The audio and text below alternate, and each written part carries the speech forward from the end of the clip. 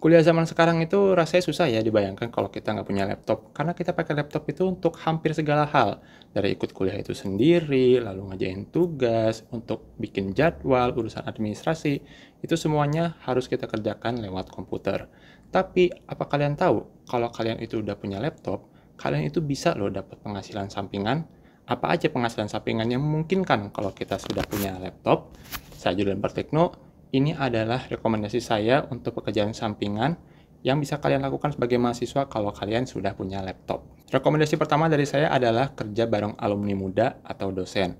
Rekomendasi yang satu ini menurut saya adalah yang paling ideal karena selain kita tuh dapat honor ya, kita juga dapat pengalaman kerja sehingga nanti waktu kalian lulus itu kalian punya advantage, punya kelebihan dari teman-teman kalian yang lain di mana kalau kalian punya CV itu kalian sudah punya pengalaman kerja yang nyata. Dan karena kalian itu kerja bareng alumni muda atau dosen, kemungkinan besar itu pekerjaan kalian akan sangat relate dengan bidang kalian waktu kuliah sekarang. Untuk bisa kerja seperti ini, persyaratannya menurut saya yang paling utama adalah mungkin kalian perlu tunggu sampai tingkat 3 atau 4 ya, karena pada tingkat tersebut kalian tuh harus sudah punya basic skill untuk menjadi profesional muda. Dan employer kalian pun sudah bisa memberikan tugas-tugas yang serupa dengan kuliah, tapi kali ini untuk pekerjaan nyata. Kalian bisa dapat pekerjaan seperti ini dengan cara masuk ke networknya alumni, atau mungkin ada kakak kelas kalian yang sudah bekerja di alumni muda, dan tanya-tanya nih apakah ada lowongan untuk mahasiswa magang gitu, untuk mahasiswa kerja sampingan barangkali ada pekerjaan-pekerjaan yang mungkin nggak terlalu sulit sebenarnya untuk dilakukan oleh para profesional tersebut, cuma mereka butuh tenaga tambahan. Tentunya hasil akhir pekerjaan dari kalian akan diawasi dong oleh alumni tersebut, sehingga ya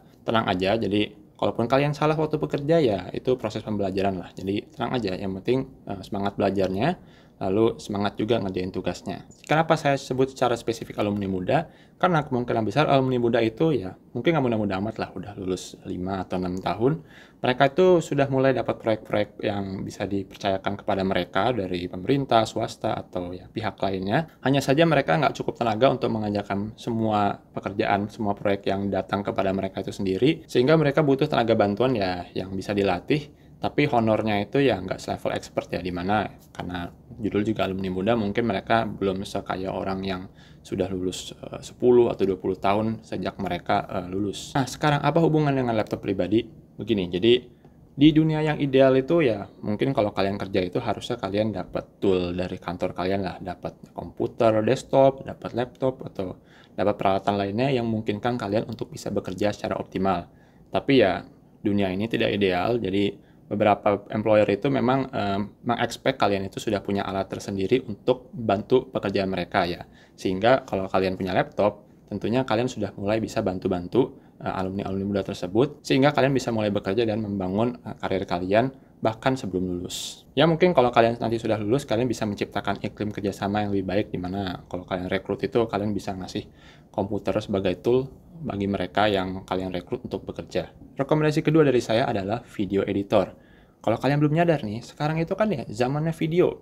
TikTok, video. Instagram sekarang itu lagi nge-push supaya konten-konten video itu yang lebih sering muncul di bagian explore, jadi lebih sering direkomendasikan. Bahkan sekarang ada fitur Reels yang itu benar-benar video. Kalau ngambil video dengan kualitas yang lumayan tapi biayanya nggak terlalu mahal ya, kalian tetap bisa pakai smartphone kalian ya untuk bikin kontennya.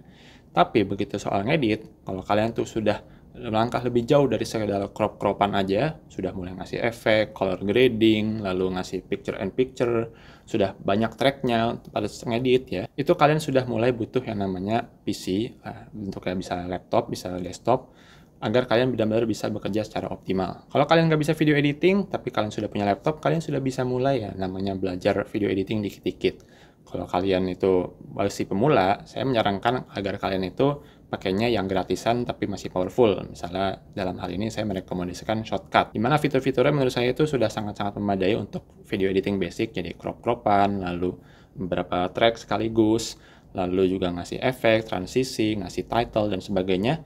Dan pas rendering, pas sudah selesai diekspor nih, nggak ada watermark seperti yang kalian biasa lihat di video-video editing hasil teman-teman kalian gitu, misalnya ada made by Cyberlink Power Director atau KineMaster dan sebagainya, sehingga video kalian itu tampak profesional, tapi kalian nggak usah bayar ekstra juga kan. Tentu fitur shortcut itu ya nggak selengkap video editor kelas profesional yang mahal atau berat seperti Premiere, itu bulanannya mahal sekali, sampai 500.000 ke atas per bulan. atau DaVinci Resolve yang saya pribadi pakai di sini di MacBook Air M1 saya ini. Tapi kalau di Windows, pengalaman saya itu cukup berat ya, sehingga saya itu kadang harus butuh GPU sendiri. Saya terakhir itu pakai GTX 950, graphics card sendiri, agar resolve-nya itu bisa lancar. Tapi percayalah kalau kalian itu udah bisa satu software editing, misalnya dalam hal ini adalah Shotcut, menurut saya nggak terlalu susah kok kalau kalian tuh pindah-pindah ke software editing lain, misalnya ke Premiere atau ke Resolve. Karena ya pada prinsipnya begitu-begitu aja, dan kalau kalian bingung kalian bisa tinggal googling nih untuk fitur ini, misalnya picture in picture atau nambahin transisi, itu caranya bagaimana, itu semua menurut saya bisa di googling. Nah, kalau udah punya skill video editing, menurut saya possibility alias kemungkinan kalian tuh bisa bekerja dengan video editing kalian itu menurut saya cukup banyak. Kalian tuh bisa freelancing ke teman-teman atau ke online, misalnya ke platform kayak Fiverr atau platform-platform lainnya yang lokal Indonesia. Itu menurut saya bisa banget mengandalkan jasa orang-orang yang bisa video editing. Apalagi dalam hal ini kalian mahasiswa, mungkin orang-orang tuh expect kalau harganya bisa kompetitif. Kalau kalian memang pengen mendalami video editing, ya menurut saya mungkin awal-awal kita bangun portofolio dulu lah. Jadi orang-orang tuh yakin, oh ini orang ini bisa bikin video yang editannya tuh bagus gitu. Sehingga kedepannya tuh kalian bisa menyesuaikan tarif kalian sesuai dengan expertise kalian. Video editing ini menurut saya nggak terlalu susah untuk dipelajari, tapi tetap kita tuh harus duduk lama di depan laptop dan nyoba-nyoba segala macam, dan cukup telaten tuh nge-cut bagian-bagian dari videonya. Sehingga menurut saya dalam hal ini penting buat kita untuk punya komputer pribadi ya. Menurut saya agak mahal juga lah kalau kita tuh ke warnet atau install video editing software gitu. Kemudian lama aja di warnet, harus bayar berjam-jam, belum lagi zaman sekarang mungkin nggak selama itu toko-toko atau semacam warnet itu bukanya lama ya. Rekomendasi ketiga dari saya adalah admin sosmed atau toko.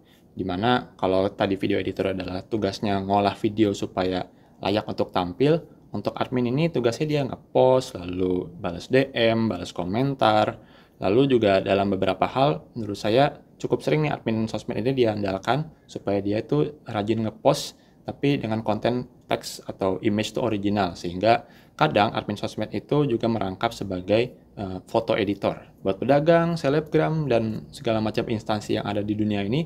Semakin lama sosmed itu semakin penting ya. Ini karena kemungkinan post atau video kita tuh bakal di feature, bakal nampak di atas dari segala macam post yang ada di tempat sosmed kita posting itu tergantung kepada seberapa aktif kita nge-share post di akun tersebut. Misalnya nih untuk Instagram ya, semakin kita sering posting story, lalu mungkin yang interaktif ya, ada pollingnya atau ada bagian kuesioner dan sebagainya, dan makin banyak juga orang yang respon story-story kita tadi itu, maka semakin tinggi pula rating dari akun kita tadi, dan semakin tinggi pula kemungkinan kita tuh akan muncul di bagian explore di Instagram tersebut. Sehingga kalau kita tuh ngincar pengen jadi viral ya, itu merupakan salah satu langkah yang sangat esensial. Nah, jadi jangan dikira nih jadi admin sosmed itu gampang, tinggal ngepost aja, kan kita juga biasa tiap hari main Instagram. Oh enggak, itu harus teratur, harus terstruktur, dan dibikin semuanya selalu menarik ya. Tentunya kalau orang-orang yang udah punya usaha yang seperti itu mungkin nggak semuanya bisa mereka handle sendiri. Mereka mungkin butuh orang tambahan untuk bisa menghandle yang begitu-begitu. Apalagi kalau yang pemilik akunnya itu juga punya toko, barangkali juga butuh orang-orang yang bisa handle orderan, apakah itu secara manual, secara tradisional lewat WA gitu misalnya, atau ya lewat online marketplace kayak Tokopedia atau Bukalapak. Kalau kalian udah punya komputer, akan jauh lebih nyaman untuk handle orderan, balasin komen, balasin DM, dan sebagainya, ketimbang kalian harus lama-lama ngeliatin HP kecil layarnya itu, dan capek juga di mata, dan nggak enak juga ngetiknya. Untuk lowongan seperti ini menurut saya juga cukup banyak tersedia ya, bisa tanya-tanya teman sekitar, barangkali tetangga atau om atau tante atau temennya temen ada yang punya toko, cuma pengen makin laku nih tokonya, jadi butuh admin sosmed sama admin toko gitu. Harapannya nih kalau engagement dari sosmed yang kita atur itu tinggi, itu makin banyak orang yang beli, dan ujung-ujungnya lebih banyak profit yang dapat diperoleh pemilik usaha tersebut. Nggak kayak tadi yang perlu harus nunggu ke tingkat 3 atau tingkat 4, skill yang dibutuhkan untuk menjadi admin sosmed menurut saya cukup banyak, tapi semuanya bisa dipelajari secara mandiri. Yang pertama menurut saya adalah penguasaan dari akun yang kita pegang tadi, cara ngepost gimana, cara hapus bagaimana, cara balas komen, dan sebagainya itu gimana, kita harus benar-benar bisa megang, punya kreativitas dalam menulis dan membuat konten-konten yang menarik, lalu juga punya penguasaan tools untuk foto editing ringan ya seperti pakai Canva atau semacamnya. Dan tentu saja kalian juga perlu kesabaran karena yang namanya netizen itu kadang suka berlebihan dan jangan sampai terpancing emosi. Yang keempat menurut saya adalah website administrator dan termasuk bagian desainnya ya. Sekarang itu kalau kita pakai akun sosmed kayak TikTok, Facebook, atau Instagram itu kan gampang sekali ya bikinnya, tinggal bikin akun lalu siap pakai, siap ngepost dan sebagainya. Tapi beda kalau soal website. Itu semua bisa dikerjakan entah kalian pakai komputer kalian, laptop kalian, atau pakai smartphone juga bisa gitu. Tapi beda kalau soal website. Karena kalau website itu menurut saya butuh ketelatenan untuk bisa belajar dari proses setup sampai website itu jadi. Saya nggak bakal bahas langkah demi langkah bagaimana cara untuk membuat website, tapi secara umum terbagi menjadi 3 tahap sebagai berikut. Yang pertama adalah kalian menentukan host dari website kalian itu sendiri, termasuk di sini domainnya juga ya. Kemudian kalian tuh pilih platform yang kalian suka, misalnya WordPress atau Wix atau Squarespace ya, ada segala macam lah. Lalu yang ketiga itu adalah mulai mendesain web kalian itu tampilan seperti apa, lalu konten seperti apa, dan sebagainya, sehingga siap untuk tampil di umum. Mendesain web itu menurut saya butuh ketelitian juga ya, karena selain kita itu harus memastikan tampilan web kita tuh bagus untuk di smartphone, kita juga harus memastikan kalau tampilan web kita itu juga bisa bagus kalau di desktop. Dimana untuk memastikan keduanya itu tentu saja menurut saya akan jauh lebih mudah untuk kita operasikan lewat laptop saja. Sekarang, siapa pasar yang butuh web? Kalian bisa cari teman-teman nih yang barangkali butuh public image tuh, butuh semacam LinkedIn tapi dikelola sendiri. Kalian bisa cari teman-teman yang butuh portofolio ya, misalnya mungkin orang-orang yang dari DKV atau desain produk, mereka itu sudah punya produk-produk bagus, cuma nggak tahu nih mesti ditampilin di mana supaya mereka bisa punya portofolio online. Nah, menurut saya di sini paling bagus tetap adalah bikin website sendiri. Nah, kalian di sini bisa bantu tuh, kalian bisa ambil foto-foto dari hasil karya mereka, kemudian diupload ke website itu sendiri, sekalian dengan CV mereka, lalu pencapaian mereka yang lainnya seperti apa, dan mudah-mudahan itu bisa membantu mereka tuh untuk bisa cari kerja atau meyakinkan klien-klien mereka di masa mendatang. Tolong kasih tahu juga di kolom komentar kalau nih banyak yang tertarik untuk saya bikin video konten soal video editing sederhana atau bikin website sederhana. Ya, kalau peminatnya banyak, barangkali bisa saya pertimbangkan untuk bikin videonya. Dan jangan lupa subscribe ya. Di luar yang saya sebutkan, sebenarnya masih ada beberapa opsi lagi yang mungkin tuh ya cukup masuk akal sebenarnya. Tapi ya menurut saya kalau orientasinya adalah nyari untung, ya, nyari tambahan, mungkin agak kurang. Yang pertama adalah blogging, di mana blogging itu menurut saya sangat menyenangkan dan buat beberapa orang itu mungkin jadi portofolio tersendiri. Tapi kalau bloggingnya itu untuk cari untung dalam waktu cepat, mungkin menurut saya ya kurang ideal lah, karena sekarang itu zamannya gambar dan video, dimana kalau teks panjang ya, blog kan mayoritas mungkin teks ya isinya, itu ya masih kurang memungkinkan lah menurut saya untuk bisa jadi sumber profit yang cepat. Yang kedua adalah berdagang dan akhirnya punya online shop. Ya namanya mahasiswa kan masuk akal banget dong, kita pengen cari tambahan, kita berdagang, punya online shop. Tapi menurut saya di sini posisi laptop itu mungkin nggak terlalu penting ya, kecuali ternyata kalian tuh sukses dan punya banyak jualan ya. Karena hampir semuanya menurut saya bisa dikerjakan lewat smartphone. Ambil foto produk pakai smartphone, ngepost di Instagram misalnya atau ke toko online, itu juga bisa upload semuanya lewat smartphone. Jadi ngeset harga, lihat deskripsi, lalu ngerespon orderan yang masuk juga bisa tuh lewat smartphone. Jadi laptop itu mungkin nggak terlalu esensial ya, kecuali ya mungkin toko kalian tiba-tiba jadi besar, sukses, ya, sebelum lulus sudah sukses, bagus, selamat.